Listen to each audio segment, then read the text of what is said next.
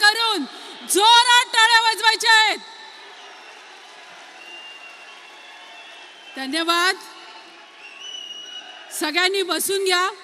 सुस्वागतम, सुस्वागतम, शुभ स्वागतम. मैं हूं मोदी का परिवार. आणि आज विकास पुरुष माननीय भारताचे पंतप्रधान नरेंद्रजी मोदी साहेब महायुतीच्या या प्रचारासाठी उपस्थित आहेत. त्यांच्या स्वागताकडे आपण वळत आहोत. लगेचच मी भारतीय जनता पक्षाचे जिल्हा अध्यक्ष शंकररावजी वाघ, तसंच सुनीलजी बच्छाव, प्रशांतजी जाधव आणि दिंडोरी लोकसभा प्रमुख माननीय बाळासाहेबजी सानप यांना विनंती करते की त्यांनी माननीय पंतप्रधान मोदी साहेबांचं स्वागत करावं आणि ते पण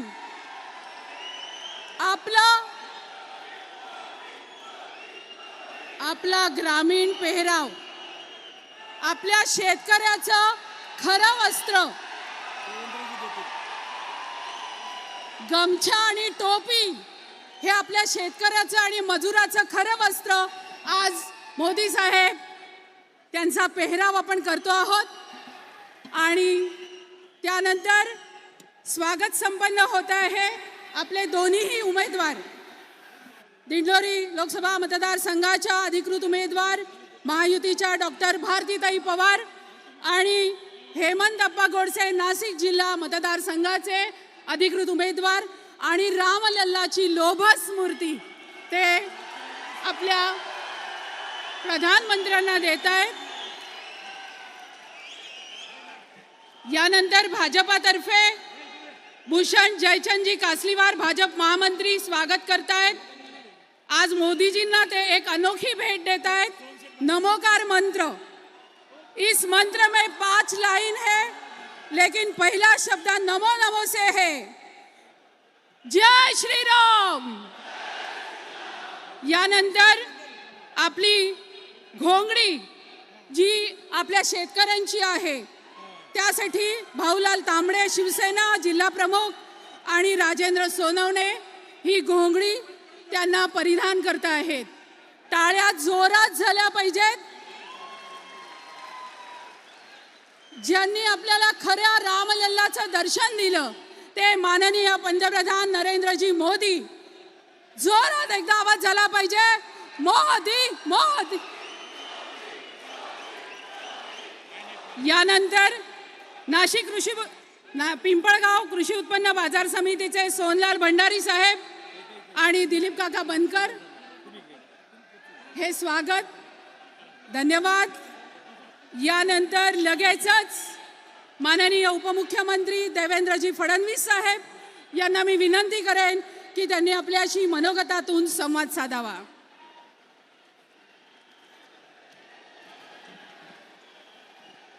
भारत माता की, भारत माता की, छत्रपती शिवाजी महाराज की, धर्मवीर छत्रपती संभाजी महाराज की. जय श्री राम, जय जय श्री राम. हिंदवी स्वराज्याचे सरसंस्थापक छत्रपती शिवरायांना मानाचा मुजरा करतो. भारतीय राज्यघटनेचे शिल्पकार भारतरत्न डॉक्टर बाबासाहेब आंबेडकर यांना मानवंदना अर्पित करतो. खऱ्या अर्थानं ज्यांनी शिक्षणाची मुहूर्तमेढ केली ते महात्मा ज्योतिबा फुले, क्रांतीज्योती सावित्रीबाई फुले यांनाही वंदन करतो. आणि क्रांतीवीर भगवान बिरसा मुंडा यांच्या चरणी नमन करतो. आज मंचावर उपस्थित असलेले अखिल विश्वातील सर्वाधिक लोकप्रिय नेते आणि आपले प्रधानमंत्री माननीय नरेंद्र मोदीजी, आपले उमेदवार भारतीताई पवार, नाशिकचे आपले उमेदवार हेमंतप्पा गोडसे, भागवत कराडजी, माननीय छगन भुजबळजी, राधाकृष्ण विखे पाटीलजी, गिरीश भाऊ महाजनजी, दादा भुसेजी, नरहरी झिरवळजी, आमदार देवयानी फरांदे, सीमाताई हिरे, राहुल अहेर, राहुल डिकले, दिलीप काका बनकर, सुहासजी कांदे, सरोजताई अहिरे, अमृताताई पवार, विजयजी चौधरी, विजयजी साने, बाळासाहेब सानप, लक्ष्मण सावजी, सुनील बछाव, प्रकाश लोंढे, शंकर वाघ, धनराज महले, प्रशांत जाधव, मोहनराव अमृते, मंचावरील सर्व मान्यवर आणि एवढ्या विराट संख्येने या ठिकाणी उपस्थित असलेल्या माझ्या माता भगिनी आणि बंधूंनो, खऱ्या अर्थानं गंगा पुत्र माननीय मोदीजी गंगेच्या काठावर काशीमध्ये आपला फॉर्म भरल्यानंतर या दक्षिण काशीला गोदावरीच्या किनाऱ्यावर तुम्हाला भेटण्याकरता आले आहे.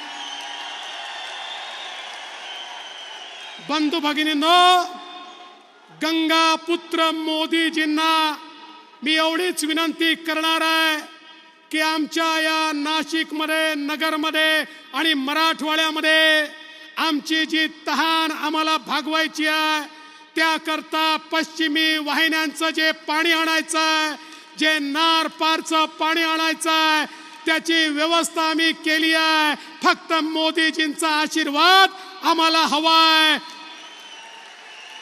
आणि आपल्याला माहिती आहे, मोदी है तो, मोदी है तो, मोदी है तो. त्यामुळे मी विश्वासानं सांगतो, तुमचं सरकार हे पाणी या ठिकाणी आणल्याशिवाय राहणार नाही. बंधू भगिनींनो, दुसरी गोष्ट मला सांगायची आहे. आज आपल्याकडे उपभोक्ता आणि शेतकरी यांच्यामध्ये कधी कधी कांद्याचा वांधा तयार होतो आणि आमच्या शेतकऱ्यांची अडचण होते.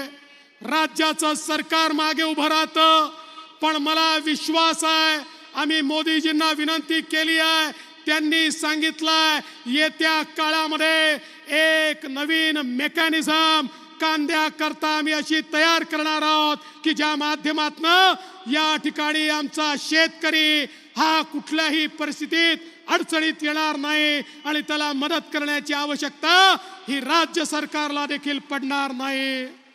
बंधू भगिनींनो, तुम्हाला एवढीच विनंती करतोय, तुम्ही निवडणूक पाहतात. आता या निवडणुकीमध्ये मोदीजींच्या विकासाला उत्तर देता येत नाही, मोदीजींसमोर मत मागता येत नाही, कोणी आता मतदान करायला तयार नाही. असं लक्षात आल्यानंतर आता भारतातले मत संपले तर पाकिस्तानमधनं मत मागण्याचा प्रयत्न चाललाय. त्या ठिकाणी राहुल गांधींकरता पाकिस्तानचे मंत्री ट्विट करतात, केजरीवाल करता पाकिस्तानचे मंत्री ट्विट करतात. आम्हाला वाटलं उद्धवजी तुम्ही तरी याच्यापेक्षा वेगळे असाल, पण मला आश्चर्य वाटतं, परवा उद्धव ठाकरेजींच्या रॅलीमध्ये पाकिस्तानचा झेंडा फडकत होता. काय दुर्दैव आहे बघा.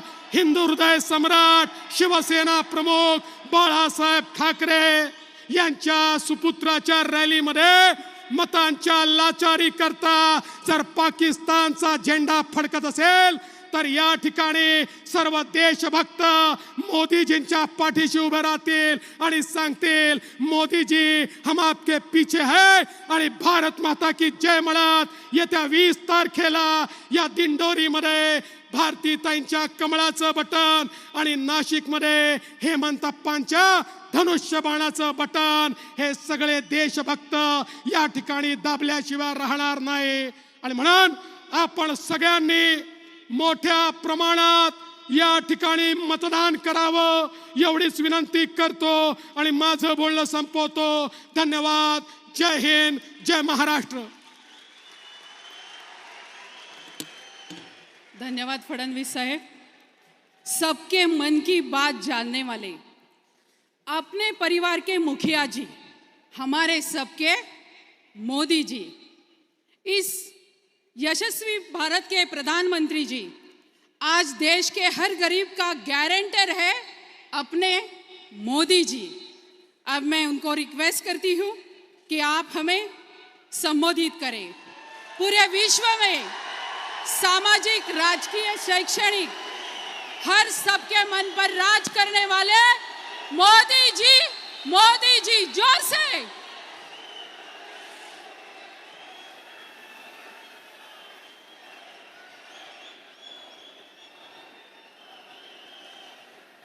जय शिवाजी, जय शिवाजी, जय शिवाजी।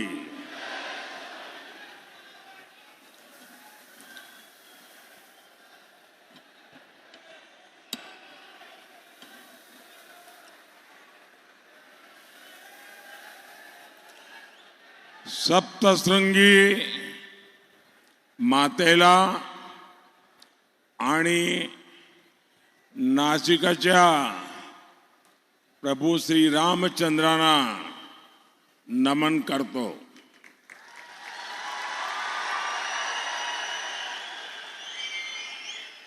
कल काशी में मैंने बाबा विश्वनाथ और काल भैरव का आशीर्वाद लेकर नामांकन किया और आज यहां त्र्यंबकेश्वर की धरती पर हूं। भगवान कालाराम की धरती पर हूं। मैं सभी को प्रणाम करता हूं। साथियों, आपकी सेवा यही मेरे जीवन का सबसे बड़ा लक्ष्य है।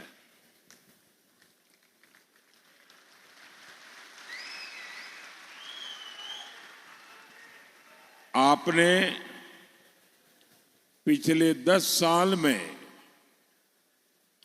मेरा काम देखा है और अब मैं आपके पास आज आशीर्वाद मांगने के लिए आया हूं। तीसरे कार्यकाल के लिए आशीर्वाद मांगने आया हूं। विकसित भारत बनाने के लिए आशीर्वाद मांगने के लिए आया हूं। साथियों, एनडीए गठबंधन को कितनी बड़ी जीत मिलने जा रही है, इसका पता यहां इंडी गठबंधन के एक बड़े नेता की बातों से भी पता चलता है। वो जानते हैं कि इंडी गठबंधन का जो मुख्य दल है कांग्रेस, वो कांग्रेस इतनी बुरी तरह हार रही है, इतनी बुरी तरह हार रही है कि उनके लिए मान्य विपक्ष बनना भी मुश्किल है।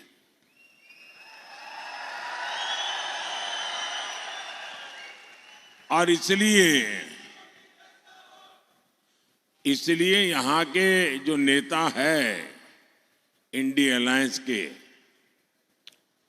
यहां मतलब नासिक के नहीं, महाराष्ट्र के, उन्होंने सभी छोटे छोटे दल जो है, इन दलों को ये सुझाव दिया है कि चुनाव समाप्त होने के बाद इन सभी छोटी पार्टियों ने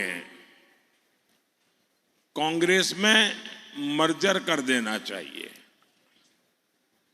यानी अपने अपने शटर बंद कर देने चाहिए, क्योंकि उनको लगता है कि अगर ये सभी दुकानें उस दुकान में मिल जाएगी तो शायद इतना नंबर हो जाए ताकि वो मान्य विपक्ष बन जाए। ये हाल है इनका। साथियों, ये नकली शिवसेना,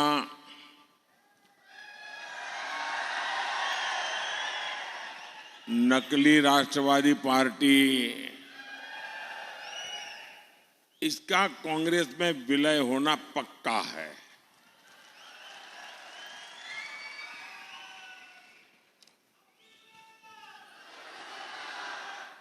और जब ये नकली शिवसेना का कांग्रेस में विलय हो जाएगा, मुझे सबसे ज्यादा याद बाला साहब ठाकरे की आएगी,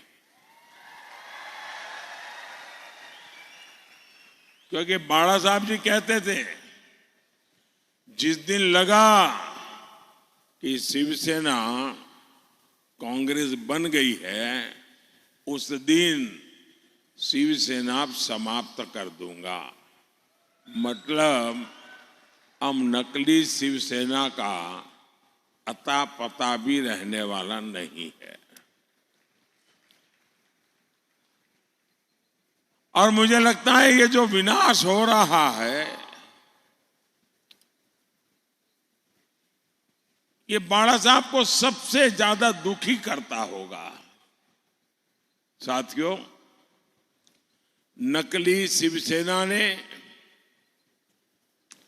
बाला साहब के हर सपने को चूर चूर कर दिया है। बाला साहब ठाकरे का सपना था अयोध्या में भव्य राम मंदिर का निर्माण हो।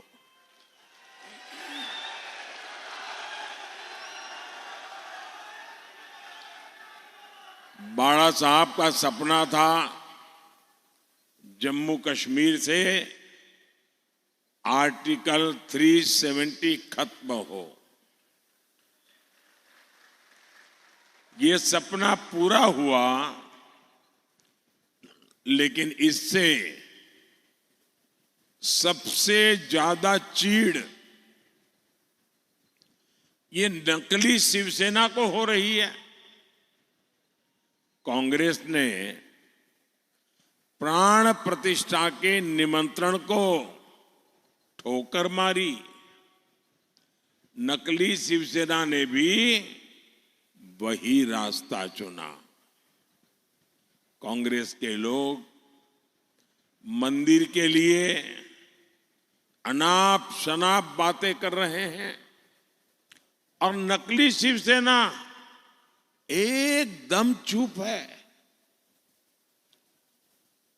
इनकी ये पार्टनरशिप पाप की पार्टनरशिप है और पूरे महाराष्ट्र के सामने इनका पाप एक्सपोज हो चुका है। साथियों, इन नकली शिवसेना वाले उस कांग्रेस को सिर पर उठाए घूम रहे हैं जो कांग्रेस वीर सावरकर जी को दिन रात गालियां देती है। महाराष्ट्र की स्वाभिमानी और राष्ट्रभक्त जनता ये जब देखती हैं, ये जब सुनती हैं, तो महाराष्ट्र के लोगों का गुस्सा 7वें आसमान पर चढ़ा हुआ है। लेकिन अहंकार शिवसेना, नकली शिवसेना में इतना आ गया है कि उनको महाराष्ट्र के लोगों की भावना की भी कोई परवाह नहीं है, उनको कोई फर्क नहीं पड़ रहा है। कांग्रेस के आगे घुटने टेकने वाली नकली शिवसेना को सजा देने का मन पूरे महाराष्ट्र ने बना लिया है। और 4 चरण के जो चुनाव हुए हैं, इन चारों चरण में इनको चारों तरफ से चित्त कर दिया है जनता ने।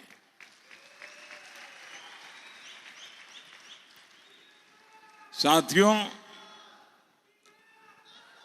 आज मोदी गरीब को मुफ्त राशन दे रहा है। आज मोदी गरीब को पक्के घर दे रहा है, बिजली कनेक्शन, हर घर जल, उज्ज्वला का गैस कनेक्शन दे रहा है। हमने कभी भी न किसी का धर्म देखा है, न किसी का धर्म पूछा है। योजना सबके लिए बनाई जाती है, सबको योजनाओं का लाभ दिया जाता है, लेकिन कांग्रेस की नीयत रही है, इसका बहुत बड़ा खुलासा आज मैं 140 करोड़ देशवासियों के सामने करना चाहता हूं। और भगवान राम की ये धरती है एक प्रकार से, तो मुझे लगता है कि ये गंभीर विषय यहां पर उठाना ज्यादा अच्छा होगा। साथियों, कांग्रेस की सोच है कि देश की सरकारें जितना बजट बनाती है उसका 15% सिर्फ और सिर्फ माइनॉरिटी पर खर्च हो, यानी धर्म के आधार पर बजट का भी बंटवारा, धर्म के आधार पर इन्होंने देश को बांटा। और आज भी वो धर्म के आधार पर भांति भांति के बंटवारे करने में लगे हुए हैं। कई साल पहले कांग्रेस ने धर्म के आधार पर बजट के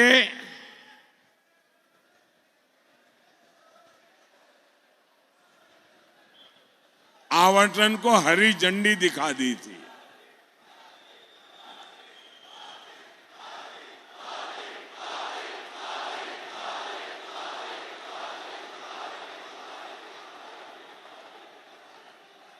जय श्री राम,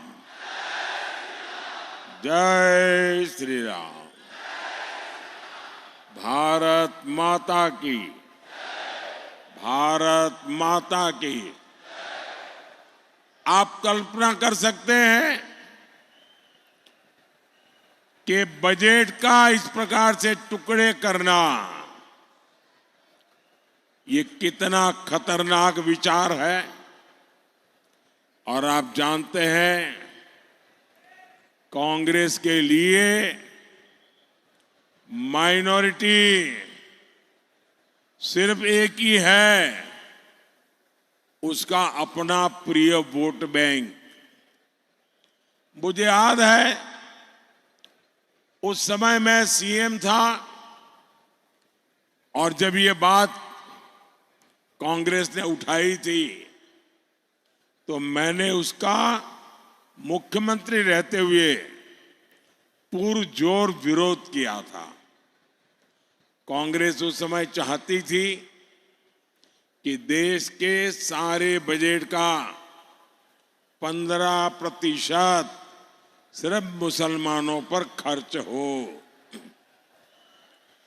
तब भाजपा के जबरदस्त विरोध के बाद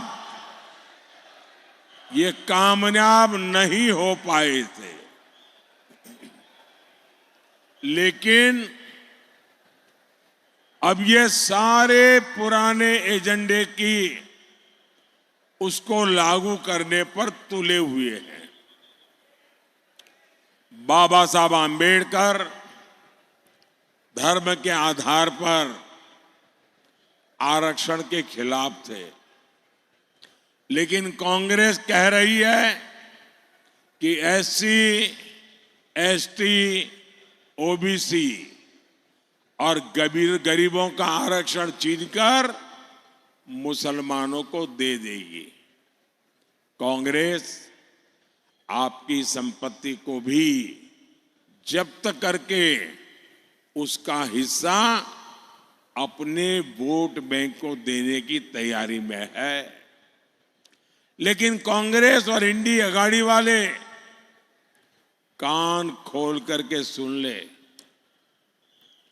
मोदी धर्म के आधार पर न बजट बांटने देगा और ना ही धर्म के आधार पर आरक्षण देगा।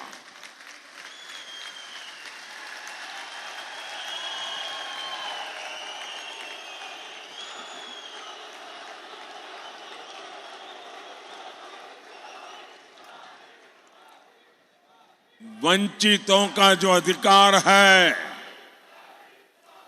वंचितों का जो अधिकार है, मोदी उसका चौकीदार है।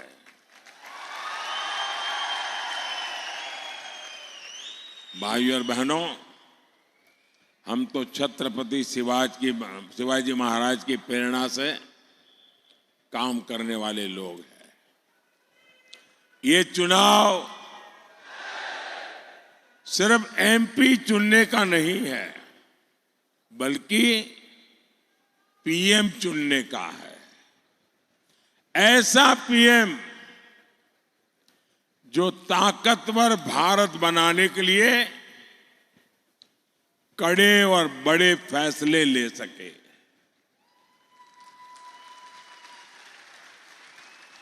आप देखिए, कोरोना का इतना बड़ा संकट काल आया, भारत ने इसका डटकर मुकाबला किया, कोरोना को हराया। इसमें आरोग्य विभाग में हमारी बहन भारती पवार जी, जो इस विभाग को देखती थी, उनका शांत और सेवा भाव बहुत काम आया। आज कोरोना के विरुद्ध भारत की लड़ाई की प्रशंसा पूरी दुनिया कर रही है। भारती जी के प्रयासों से यहां नासिक जिले के गांवों में करीब 600 आयुष्मान आरोग्य मंदिर बने हैं। यहां दर्जनों जन औषधि केंद्र खुले हैं। इन केंद्रों पर 80% डिस्काउंट पर दवाएं दी जा रही है। इतना ही नहीं, नासिक की 2 लाख से अधिक गर्भवती महिलाओं के खाते में 6-6 हजार रुपया भेजा गया है। सिकल सेल एनीमिया से मुक्ति हो या फिर बच्चों का टीकाकरण, सरकार ने गरीब कल्याण का प्रयास पूरी ईमानदारी से किया है। साथियों, आपके स्वास्थ्य को लेकर अब तो मोदी ने एक और बड़ी गारंटी दी है। अब महाराष्ट्र के सभी परिवारों के 70 साल से ऊपर के जो बुजुर्ग हैं, उनको 5 लाख रुपए तक का मुफ्त इलाज ये मोदी की जिम्मेवारी रहेगी।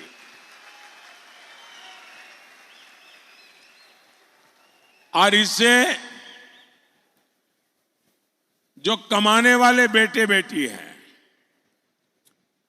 उन पर से बुजुर्गों की चिंता कम होगी और बच्चों के लिए कुछ ज्यादा खर्च कर पाएंगे। भाइयों और बहनों, मोदी का पूरा फोकस किसान, नौजवान, नारी शक्ति और गरीब के सशक्तिकरण पर है।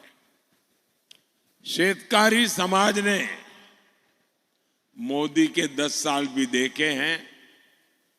इससे पहले कांग्रेस, राष्ट्रवादी के भी दशकों का राज देखा है। और तब कृषि मंत्री तो यही महाराष्ट्र के ही थे। लेकिन तब कांग्रेस और इंडिया अघाड़ी ने आपकी कोई चिंता नहीं की।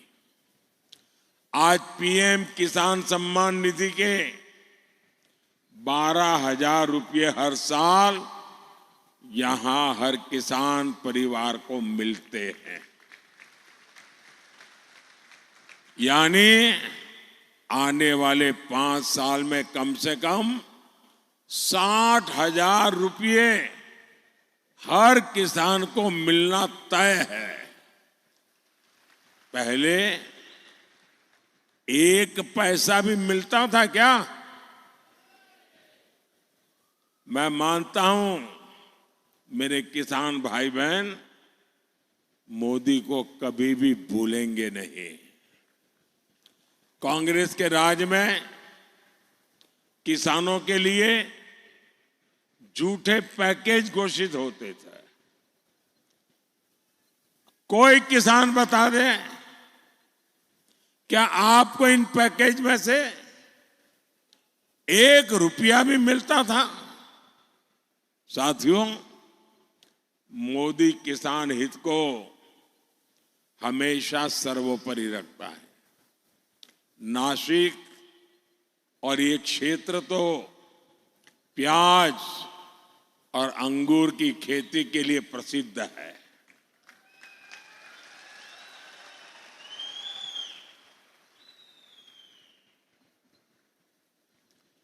ये हमारी सरकार है जिसने पहली बार प्याज का बफर बनाने की व्यवस्था शुरू की।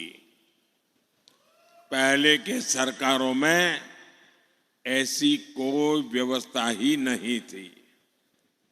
हमने पिछले सीजन में 7 लाख मैट्रिक टन प्याज किसानों से खरीदा है। अब फिर सरकार 5 लाख मैट्रिक टन का बफर तैयार करने में जुटी हुई है। बीजेपी एनडीए सरकार के प्रयासों की वजह से 10 साल में प्याज का एक्सपोर्ट 35% बढ़ा है, 35% बढ़ा है।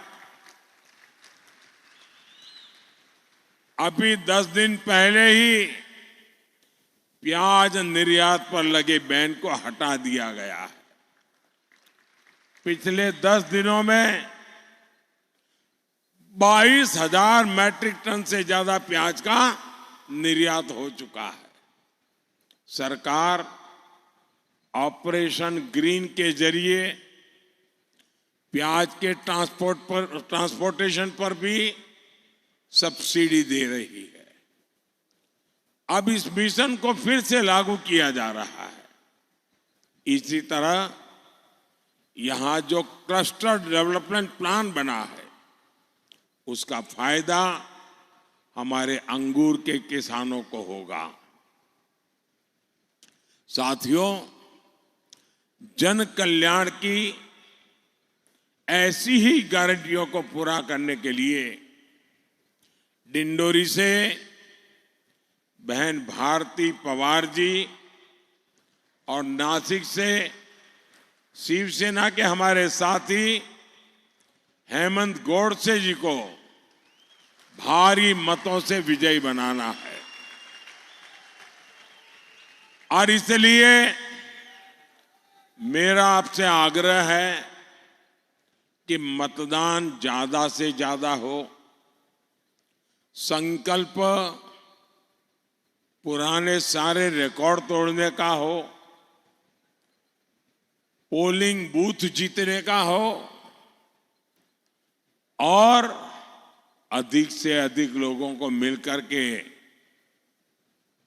भारतीय जनता पार्टी और एनडीए अलायंस को आप विजयी बनाएं, एक मजबूत सरकार बनाएं, आपका भविष्य भी उज्जवल हो, आपको बच्चों का भी भविष्य उज्जवल हो।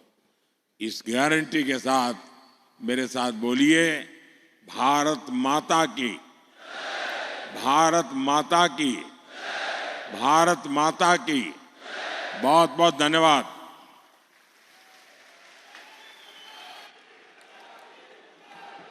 इस देश का गरीब, किसान, मजदूर, सामान्य जनों के मसीहा और विकसित भारत के भारत का संकल्प लेकर चलने वाले हमारे यशस्वी प्रधानमंत्री जी मोदी जी साहब का जोर से आप आभार करेंगे, तालियां बजाकर, ऊपर हाथ करके, सब हाथ ऊपर और तालियां बजाओ उनके लिए। और आप नासिक का सब सलाम करेंगे। उनका बहुत बहुत धन्यवाद, आज यहाँ आके हमें संबोधित किया। जोर से जय श्री राम।